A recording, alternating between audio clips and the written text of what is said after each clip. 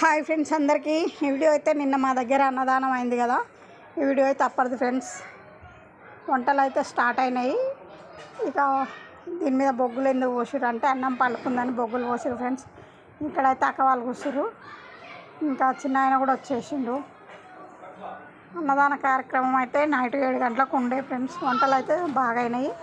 ఇక్కడ ఈ అన్నం ఇందులో ఎందుకు పోస్తారు అంటే పులిహోర కోసం, పులిహోరకు పలుకుంటుంది కదా, పులిహోరకు తీసుకోవాలని అందులో పోసిరు ఆ అన్నం అయితే.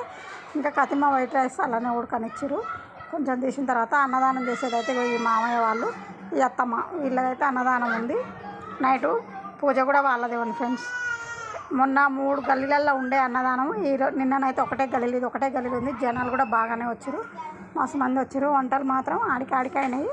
అంటే ఇంకా కొంచెం ఒక 5-6 తినేంత వరకు మిగిలింది. ఇంకా కర్రీస్ కొన్ని మిగిలినాయి. వంటలు అయితే చాలా బాగా అయినాయి ఫ్రెండ్స్. మీ సైడ్ ఎలా అవుతాయి అన్నదానాలు? పెడతారా పెట్టరా కామెంట్స్ పెట్టండి. ఇంకా ఈ రోజుకైతే గణేషులు పోవడం లాస్ట్. ఎక్కడ రేపటికైతే నిమజ్జనం, ఇంకా రేపు లాస్ట్ అయితే ఫ్రెండ్స్. అసలు గల్లీ అంతా చిన్నపోతుంది, ఇంకెక్కడ చూసినా ఏముండదు. ఈ 2 రోజులే సందడి, ఎంజాయ్ చేయండి ఫ్రెండ్స్. బాయ్ మరి.